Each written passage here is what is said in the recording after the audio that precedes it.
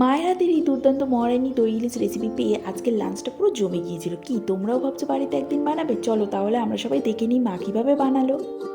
প্রথমে আমি ইলিশ মাছটি ভালো করে ধুয়ে পিস করে নিলাম। তারপর মাছের পিসগুলিতে পরিমাণ মতো লবণ, হলুদ গুঁড়ো ও সর্ষের তেল দিয়ে ভালো করে মেখে নিয়ে 15 মিনিট রেখে দিলাম।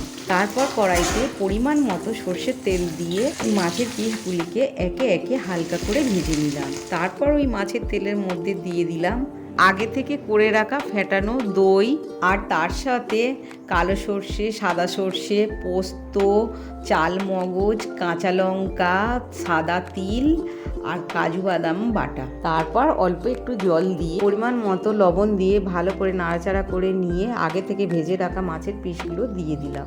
আবারও ফেটানো দই ও বাটা মশলাটি মাছের উপর দিয়ে অল্প একটু চিলি ফ্লেক্স দিয়ে দিলাম। তারপর ঢেকে দিলাম। 15 মিনিট পর ঢাকনাটি খুলে অল্প পরিমাণে সর্ষের তেল দিয়ে ফুটিয়ে নিলেই রেডি আমাদের মহারানী দই ইলিশ।